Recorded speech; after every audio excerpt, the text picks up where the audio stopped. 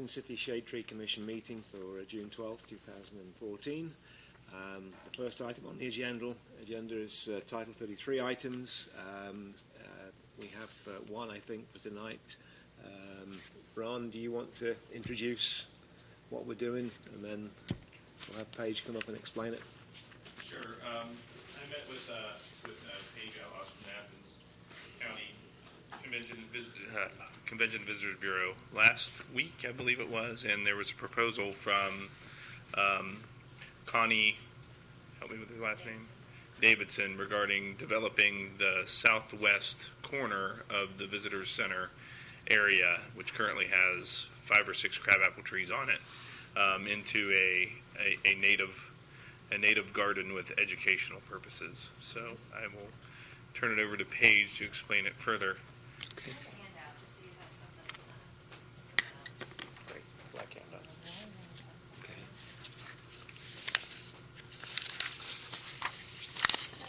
If you go to the platform there and just introduce yourself. I'm Paige Outlaws. I'm the director of the Athens County Convention and Visitors Bureau. And we are located in the Mansfield House, which is the log cabin that sits there right in front of the Athens Community Center. A lot of people don't know that it's a log cabin, and it was built in 1846. But when you get inside, you really see what the inside and the history of the house looks like. So, we're situated in this beautiful parcel of property there right on East State Street. We have some heirloom gardens that are currently managed by Project Plant. We've been working with them for a number of years, and they've done a fantastic job with it. And we have a board member, Connie Davidson, who owns Sandridge Bed and Breakfast out in Millfield, and she maintains a very large native garden on her property. She's also a master gardener. And in discussing our budget for this year for the Visitors Bureau, we were really looking at our building and our grounds and deciding that we really needed to use it more to our advantage for the visitor experience and really use it as a site to introduce them to what the region is about. And Connie offered her expertise and services in trying to create a native plant garden there. So we began to look at the parcel of property and determine where the best sunshine would be and which area would be the most feasible and affordable for us to do. And so what you'll see at the top of the sheet that I gave you is a photograph of the area that we're looking at. And it's that area in between the sidewalks. And Connie, her garden was created by Dr. Frank Porter, who is an Ohio native plant specialist. He has a book out right now, and I believe he lives in Racine. And she spoke with Frank about it, and he was also very interested in the project and offered his services, his design services, to us for the project. So what you'll see is just kind of an overview of what we're looking at. Our goal is to create a native plant garden there that will introduce visitors and local residents and children and anyone else that visits that area to the native plants and trees that they might see when they spend time in our region, using the bikeway, Sells Park, the ridges, definitely within the Hocking Hills and the Wayne National Forest as well, and kind of let it serve as a trailhead and tell the story of what they might experience in the region. So what you'll see is kind of an overview of the project. We are looking at that particular plot of land. There are, I believe, 5 trees that are currently there, and I think they've been there for quite some time. I don't know exactly how long, but one of them was damaged in a storm a couple of years ago, and it's been cut back, but it's a little smaller than the others. And I think they're all crabapple trees? Yes. Are they all crabapple trees? Okay. So what we want to do is remove the trees from this area and remove the sod. We'll insert a walkway that will start on one side of the sidewalk and go to the rock. You'll see the rock, it's a little dark spot in between 2 trees right near where the corner is. And then it will come around and connect to the sidewalk on the other side, with the focal point being that rock there, which will have a rock garden around it, plus some additional benches so that people can actually sit in the area. And then each one of those little sections that the sidewalk will divide it off to will include a native tree or 2 and additional plantings. So one section will have a butterfly garden. The other section will have some native grasses.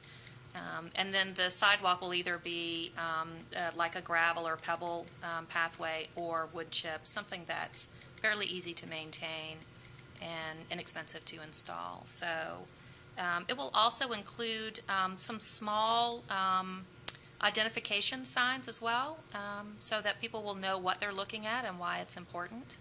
And then we'll be producing a rack card that people can use that will have photographs on it, so they can identify them in the native plant garden and then use that piece when they're out in the region to recognize what they're seeing in the outlying areas. So that's the general idea. Frank Porter is going to be providing the design to it and overseeing the work of it, along with Connie Davidson and our board and staff and some volunteers. And Frank is also going to be supplying us with the plants as well. And we'll be purchasing those from him, but it's definitely great to have someone like Frank involved in the project. Our timeline on this is that once the trees and the sod is removed, Frank believes that it can be installed within 1 to 2 days, depending on weather and work and any of the unknowns that we may encounter in the project. Stumps, rocks, bugs, those kind of things. So, and then the ongoing maintenance for that will be, it's designed as a native plant garden, so the maintenance is low, but we recognize that it's not without maintenance. And so our board is very committed to providing the assistance that we need. Our staff is very excited about the project and really interested in participating in it. And because we're there every day, nearly every day of the week, it makes it easy for us to see when things do need to be given some extra attention. Project Plant will continue to maintain the front flower beds for us, and we think that's a great partnership. It's a great way to show multiple groups of people that are working on this one particular little area. So, and then again, the final goal of it is that it's educational and that it introduces people to what is native and important to the region. I think it's great in keeping with the spirit of the community, and we look forward in the coming years to doing more things like that on that. It's a small piece of property, but we look forward to really using it to create a great welcome to Athens and a great visitor experience. Okay. Questions? I have some. The native trees that are mentioned, what are you planning? I do not have the list from Frank, although I did talk with him about the fact that some of them needed to be shade trees, not just native trees, but we will have some shade trees in there. There are native trees that are shade trees. Yes. For instance, the Kentucky coffee tree, the tulip tree, the Baroque. I'm looking at my colleagues here to see what. Scarlet oak. Yeah, I mean, there's a wide range of large shade trees that we would recommend. One thought, I think it said that you were thinking of putting those on the south edge. You might want to think about putting them closer to the building. Okay. Because the closer you get them to the building, the more the shadow is going to be cast over the building. And we definitely know on that side of the building, we need some shade there. Yeah. That side of the building, that's where my office is, and it will warm up really quickly there. So. No, I mean, I don't think. Well, I certainly don't have any objection to removing these 5 and planting some shade trees. Got it. In their place. Excellent. I would. I really would feel more comfortable approving this if we had more detail about specific plants. Okay. We can get that, definitely. If we had the plan and more information about plants, and especially information about the trees that would be planted. Right. And I am no expert in that category, so I wish that I could provide you with a little more information on that, but that's definitely not my area of expertise. But unfortunately, Frank wasn't able to come tonight, and Connie is out of town, I think, for about the next 2 weeks. So, but I can definitely go back to Frank and ask him to provide a list. And in the meantime, if there are things that you suggest.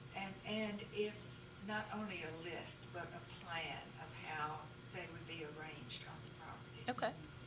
Would be comforting about the shade trees in particular. I would be Right. Yeah, I mean, that's our main interested in concern a with this more community. general list of plants as well, but particularly Okay. the shade trees. Okay. Yeah, We and, can do and that. I have a concern. When I spoken to Connie Davis, when she spoke about this at our Master Gardener meeting, she indicated that they would be summer native plants. Now, most of the native plants that flower that I'm familiar with require an open setting. So if we're going to have shade trees, then they need to be located in such a way that they're not shading these sun-requiring. Right. I mean, that's why I'm trying to see how. Yeah, that's why a but plan is remember, really. any shade tree you plant there is not going to provide significant shade for 20 years. And so by then we're into succession plantings of whatever they plant. Right. Yeah, and if you put them on the, Yeah. closer to the house and have the garden out in Yeah. front, that is a Yeah, big thing. it should get plenty of light. Yeah. But we really, I think- Initially, but if the idea is that they're going to have these plants that people will see in the summer blooming, then when the shade does appear, then it could be. Yeah, but as I say, it'll be 10, 20 years before Yeah. you get significant shade out of it. Sometimes it happens more quickly than you would know. There isn't an example in the town that could provide that much shade over that area. No. And it would be, for people who are going to sit on benches in that area too, sitting in the shade is a lot Yes, more interesting than right. sitting in the summer Yeah. sun. Yes. Right. So, Excuse me. tulip poplar Tulip was, poplars are relatively fast-growing yeah. and provide very good shade. Yeah, but the ones we planted at the middle school have got a spread of maybe 10, 12 feet at the moment. Yeah, and I that mean, was they- 15 years they're, ago? They're 10, 15 years old, those trees. Yes, it's true. Well, one that I planted that was about that high in my foundation planting before I moved it is about, and that was not, maybe 5 or 6 years ago, maybe, I don't think more than 6 or 7 years ago anyhow. It's about 15 to 18 feet tall. Yeah, but and has, how wide? Probably 10 or 12 foot Yeah. spread. Yeah, but that's in your garden, Yeah. Emily. Well, this was feed planted 'em. in rather poor soil. Aw. There is no That reminds me, Artificial. we have had problems with this area, where the community centre is. The ground was not properly broken up underneath it. Yeah, And it's so an one thing you airport need to tarmac. watch out for is that the ground isn't tarmac underneath this at some depth. That was one of the things that Frank pointed out, was that, you never really know until you remove the sod and the trees to really know what you have to work with. Yeah. And I think, with his expertise, I think that we'll be prepared. It Yeah. might delay the project Yeah. once we get in there and come across something that we Yeah. didn't expect. But I think it was definitely one of the things that he and Connie both pointed out, was that you never know until you peel it Yeah. back and Yeah. really look at it. So, So it sounds like what we'd like is a sketch plan okay. And a with- list. with a list of plantings on them. I Yes. could definitely get that to you. But it sounds great. I mean, Yeah. Yeah. I mean, I think it's very exciting. It's a site that gets a lot of people Yes. will see Very it. It visible. faces the pool. Very visible, Where you, right. Yeah. yeah. And I think for people that don't want to sit at the playground, it provides them with another option. We have people that sit at our picnic table under the mulberry tree with the birds and Yeah. all the things that come from the mulberry tree. Yeah. But we look out our window every once in a while, and there's someone sitting out there reading the newspaper. And, of course, we see deer as well, too. So they definitely will be putting in some deer-resistant plants. Yes, to that'll kinda be combat that. I'm sure that's one of Emily's concerns in all this, is that we make sure that we give you any recommendations in terms of our experience with deer. Yes. Yeah.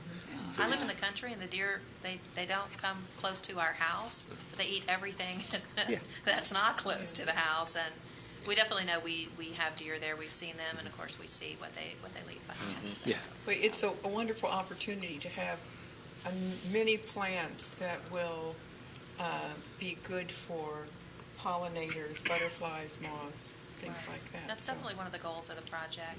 And like I said, our goal is every year to add a little bit of something to that particular parcel, so that we can make full use of the property. We will be installing over on the other side of our house a small outdoor kiosk, so that when our offices are closed, people can still see a map, pick up a brochure, that kind of thing. Right now, we have the infamous green box in front of our door, and we're really, really looking to get rid of that green box. So that will happen, and then we'll be working with John Patsky to replace our sign in the front of our building as well. It'll be the same size. We're just going to replace that center portion of it, but really looking at sprucing up that particular area and making it a little more welcoming So, and the Mansfield House has so much great history to it and so many wonderful stories that I feel like we owe it to the Mansfield House that it's lasted this long. That we really need to kind of take it back to its roots. So, okay, so I will provide you with a list and a sketch from Frank.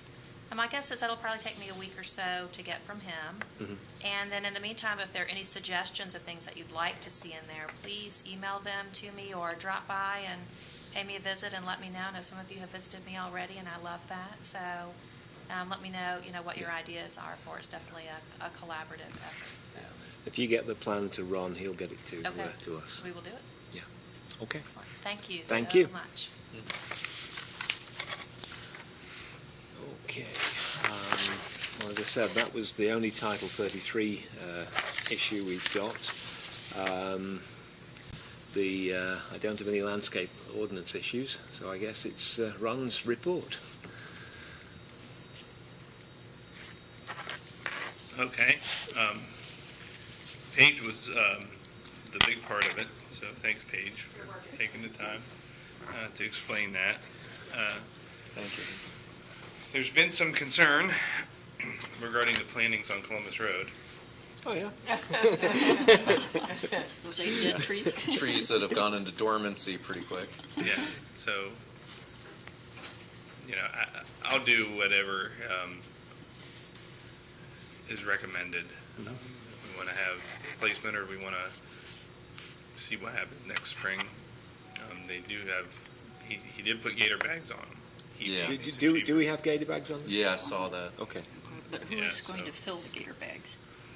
We're working on that. We have some challenges with our landscaping vehicles in terms of providing water. Which species is the one that went into dormancy? Swamp white oaks. The swamp white oaks, okay. Huh. That's all those 8 trees? Yeah, so and he's not finished yet. He didn't plant the remainder of them because he had a feeling that was going to happen. So he seems to think that they're okay. They're just dormant. Yeah, and they may be fine in the spring. They may be fine, but yeah. But So early. yeah, I mean the winter. They were winter. They came in the fall, and but they didn't get into the ground until April, and it was a hard winter. So I don't know. I don't know if they're dead or there's a little bit of green on them, but not a lot. Do we need to keep watering them as well while they're in dormancy? I'm working it out with Mason to see if we can come up with some type of maintenance agreement with so the trees. they Roots need water. Well, yeah, I didn't know whether it would damage them if you overwater them. That's while they're dormant. Overwatering is always a possibility. But alligator bags should be okay then for a dormant tree. Yeah, especially in a month. Right now we're getting plenty of rain. No, we aren't. No, I don't know. It just seems that way. Okay. So It comes down hard. So I'm aware of the issues. I'm fielding a number of calls and emails regarding the. I can't believe the city planted dead trees. I'm just dealing with it. Yeah. That's what I do. So I'll keep a close eye on them. Regarding other trees, the Highland Park. I didn't attend last month's meeting, so I didn't give you an update on the Highland Park situation. We did relocate all the trees. We still have our community orchard at Highland Park. It's just not in the main field. So we worked with it. I worked with the neighbors, Rich Campitelli, Mary Nally, and myself. We worked with the neighbors in that area that had a lot of negative things to say about the space selection, and I also worked with a lot of the neighbors that loved it. So we basically negotiated in terms of where we were going to put the trees, and they ended up in the back corner near the reservoir primarily, which makes a lot of sense actually. So they're still going to be useful as a edible landscape, hopefully. And we've had some neighbors come forward and ask to assist in maintaining them. Good. So Good. we're going to do that. Good. Is there any plans for proper pruning? Yes, they're under a the grant included a 3-year maintenance package. So But if fruit trees are going to continue fruiting, they have to be properly pruned every Yeah, year. there's a plan, a Okay, pruning plan, okay. and a Yeah. group of volunteers. Okay. and the city eventually will do its pruning as well. When it's through the 3-year period, we maintain our park trees and prune them regularly. But pruning of fruit trees is a very specialized Bless you. uh, process, not the same as pruning Understood. And we have landscape trees. a gentleman on our staff that's very skilled. Okay, good. He's a new hire. He's been with the city less than a year. He's Good. very skilled and very in tune and wants it to be a success. So that's a good thing. Great. I don't really have anything else. I mean, Okay. there's Two other things that are connected, I guess. Okay. The last meeting we discussed some crown lifting that needs to be done to trees that are about 10 years old. There were, if you look at the video online, you'll be able to see it. But it's also part of the tree permits that I forwarded to you. So again, you've got that as a resource to locate them. But I think what we'd like is for the city to do what it did a few years ago and come up with a plan, particularly if you've got some good staff available now, to think about picking particular streets and just going along them and lifting the crowns of some of the trees that are now getting to the point where they're beginning to interfere with the sidewalk and so on, and it's a good time to get them going upwards, I think, at this point. So that's something to putting on your agenda, I think. absolutely. And the other thing that you and I discussed was trying to resurrect the tree permit system. I don't know if you've had any more thoughts about that. I do, and I think we have the skeleton. It's more than the skeleton. It's a pretty good tree permit in place. I'd just like to expand it to include like city letterhead and make it more official looking. Yeah. That type of thing, and get it online in some capacity in terms of when in a report generator. I think that would be extremely helpful because this is kind of related. We're exploring ways for citizens to interact with the city more via the website, and that we had our initial meeting to discuss what we want to do, and we're going to continue those meetings. And citizen reporting is seen as one of the top things that we want from our website. So I would like for the tree permit to be a form that generates and sends a work order type of thing to me. Yeah.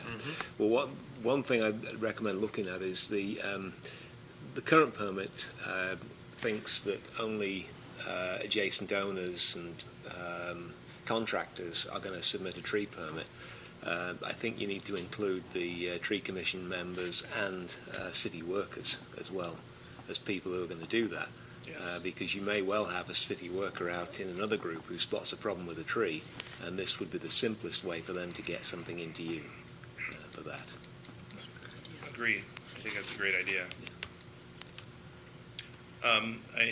You may see D&J Tree Service around town doing some pruning and removals that I have accumulated over the last couple months. So if you have any questions, let me know. But the trees that are being removed are dead. 24 South Schaefer, for example. I mean, that's dead. So we're doing Not a little bit of dormant, pruning, dead. but most of it's removal of dead trees. Yeah, I think we've reached the time where the ones that are dead are not coming back. Yeah. Although there may be still some of the recently planted. I mean, I know there's one on Morris Avenue that was planted, I think last year, but it's still dormant. Dormant or dead? I think it's dead. I mean, it was planted. Okay. It was certainly planted in last fall, if not over a year ago. Okay. But then we've got those at Highland Park as well that haven't come out of dormancy, and those I think Jared noticed that there'd been some stripping of the bark on some of those, so they're probably dead as well.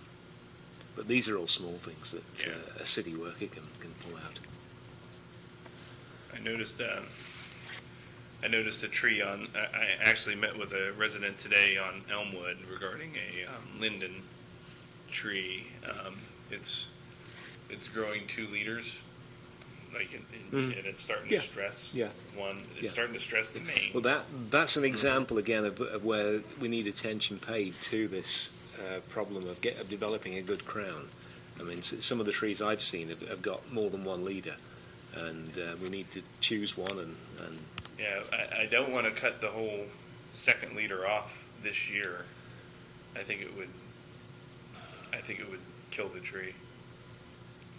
But I do want to trim it down. You could do it in the fall. You let the you let the tree begin to go dormant and then take off that branch. Is it more than a third of the tree? It's probably probably about 40%, maybe more. Oh, okay. That's why I was concerned. Yeah. It's a beautiful linden. Leave it alone for a little bit. Sorry.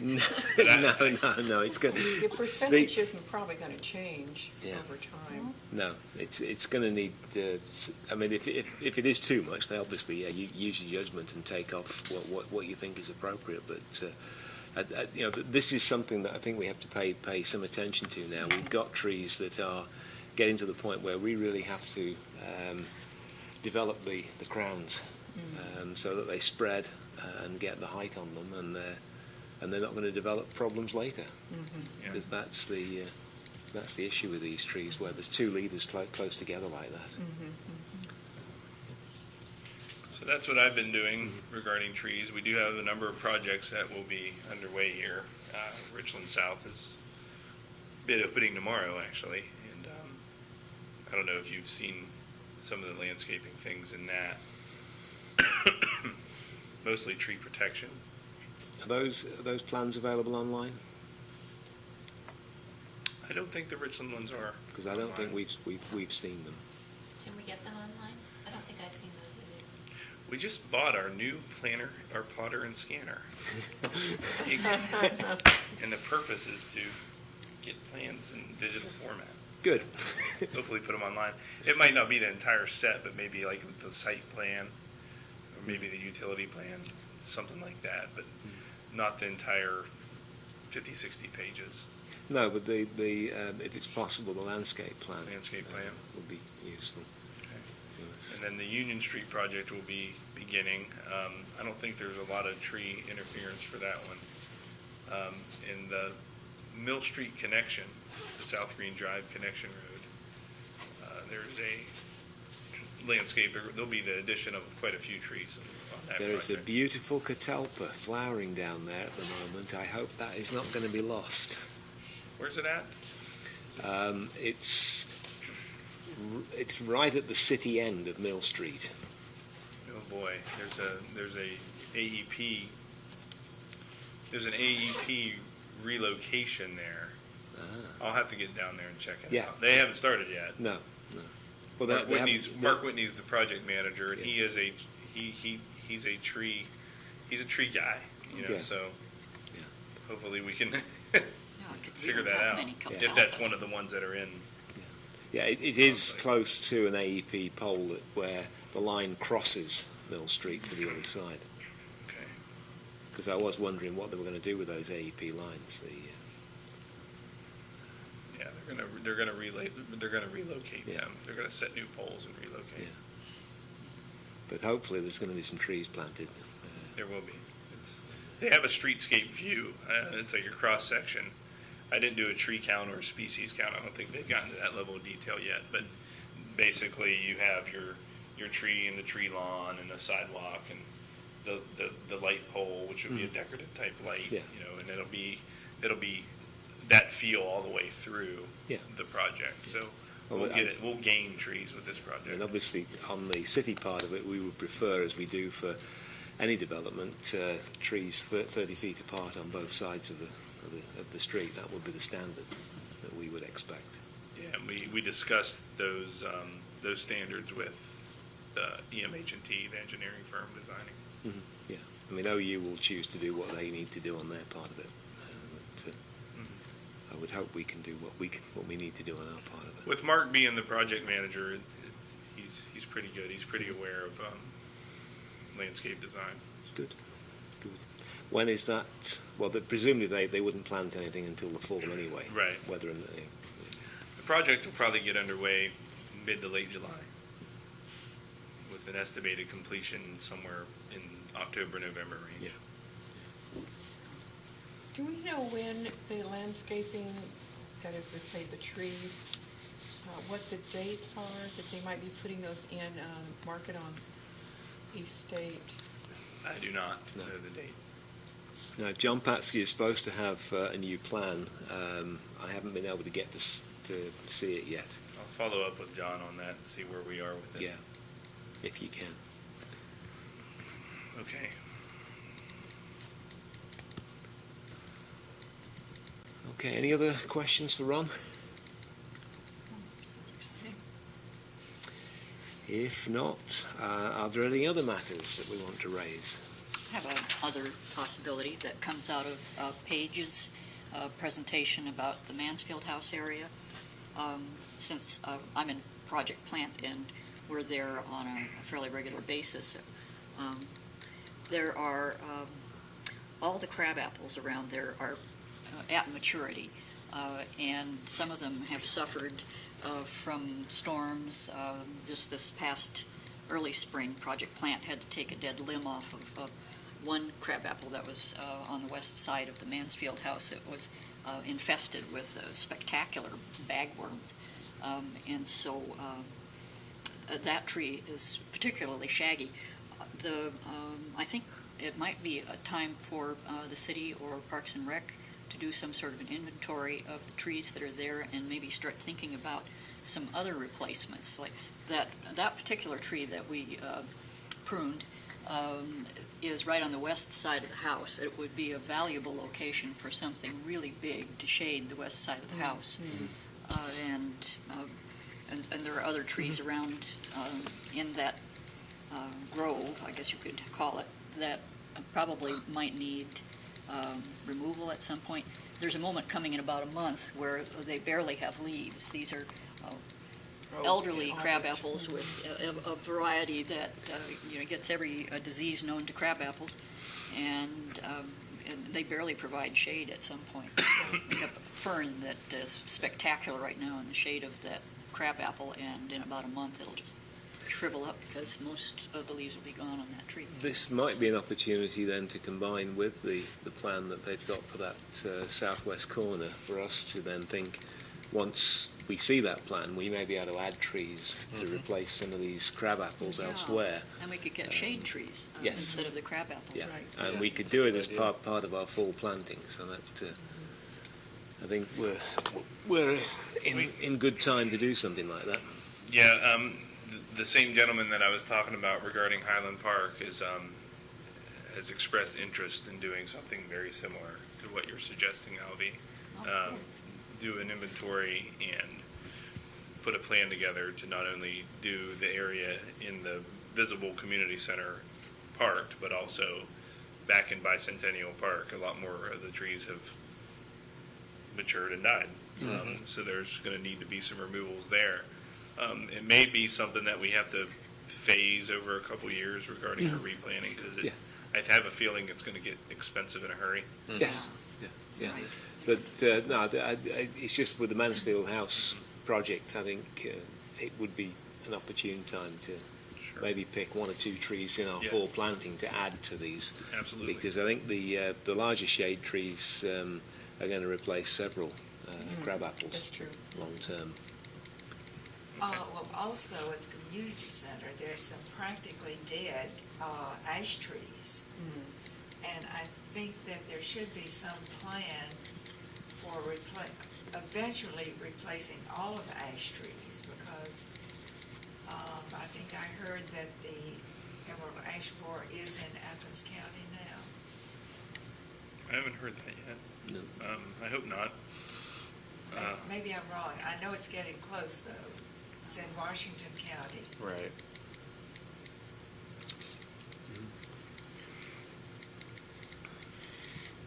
Maybe time to revisit our ash tree inventory.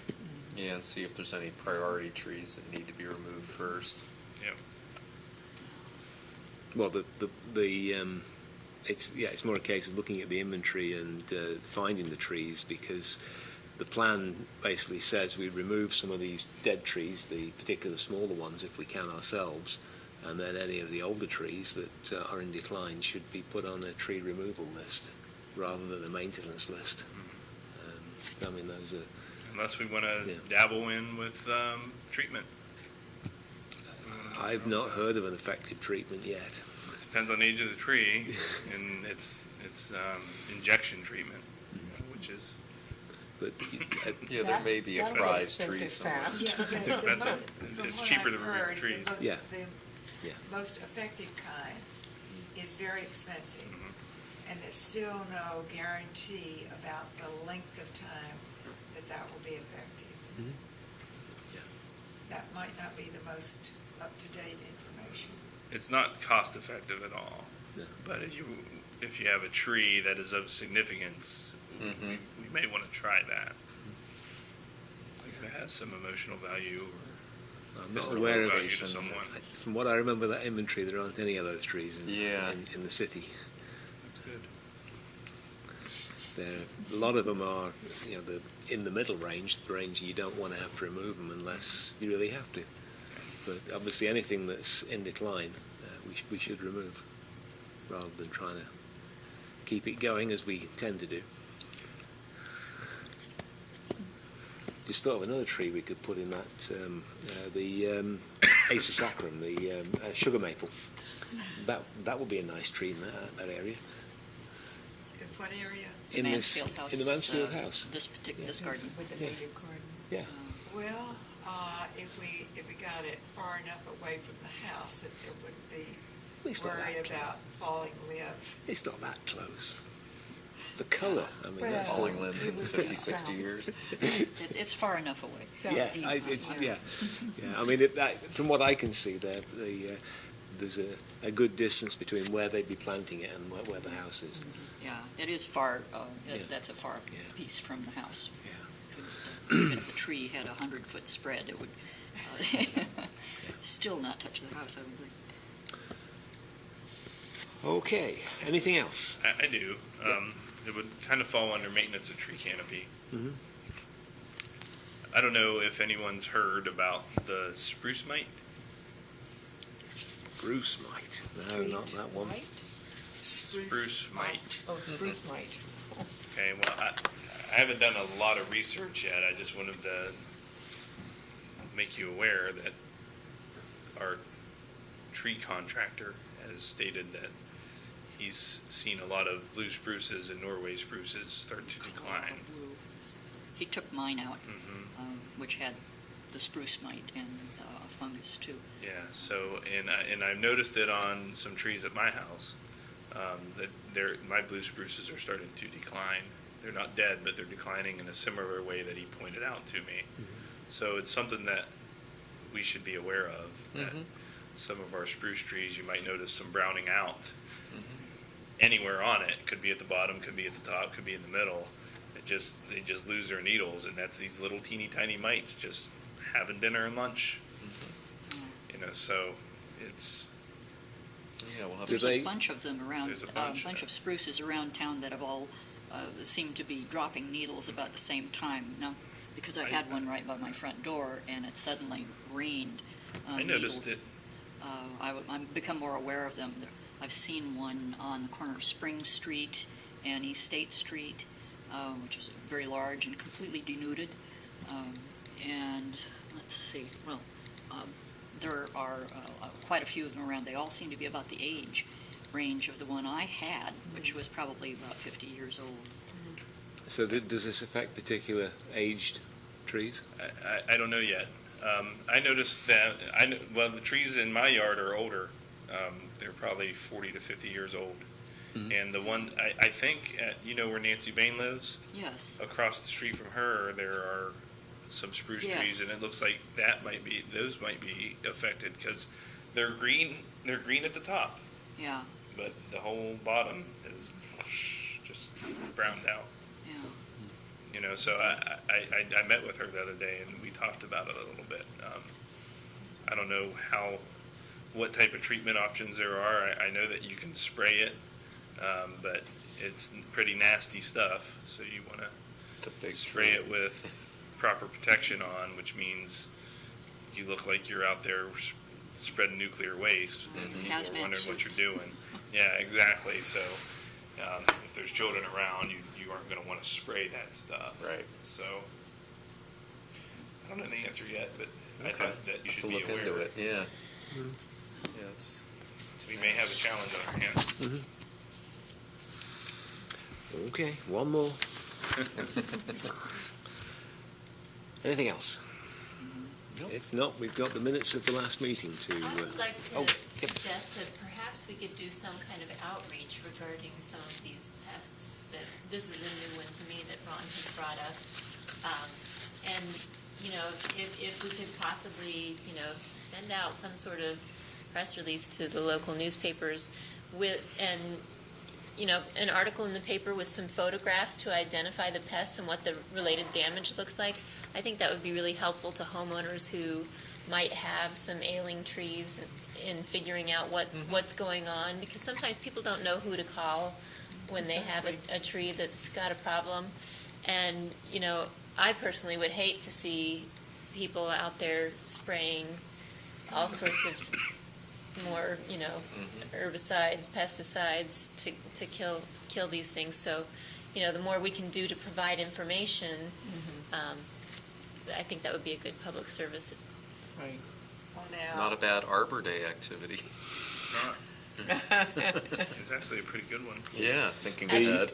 this might not be effective at all against the spruce mite, but something that is often effective against pests is just a strong spray of water. And you don't have to worry about any hazard from that. And if you've got a hose and nozzle, you've got the equipment to do it. Get with Anne Bonner, I think, and see what she's got, because she would be the resource we would point people to anyway. Right, So right. she's the one who needs to be aware we're going to do this, She probably has some information. and hopefully she's got information that we could use as the basis of this sort of outreach effort. Probably want to do one piece on each of the diseases. Yeah, Maybe do it almost Yeah. like over a period of weeks. a tree bulletin type of Yeah. thing. Yeah, and we could possibly post it inside the city website as well. So, yeah. It's a good idea. Good idea, Jennifer. My Yep. kids recently attended a workshop on the woolly addlegid. Is that how you pronounce Yeah. it? Yeah. You know, I had no idea about that one either, but they're now trained to identify the pests. So, you know, the more information we can get out there, the better.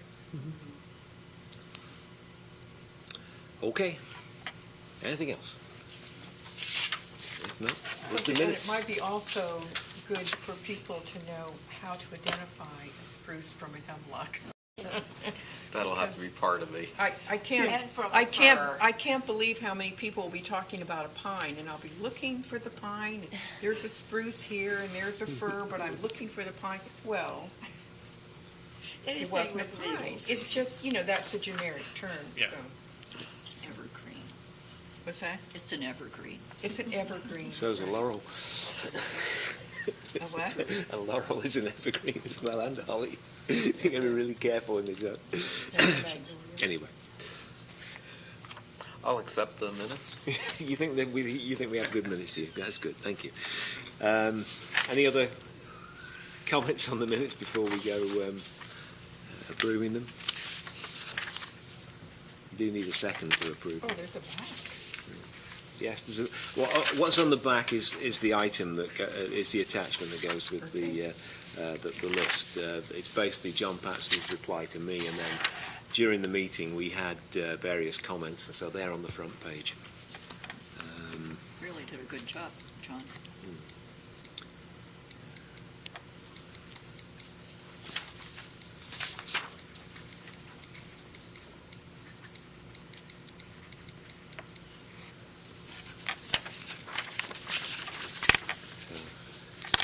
David has proposed we accept the minutes. Oh, no, I changed my mind. No, I'm just kidding. Can I have Yes, a I second? accept them. Can I have a second?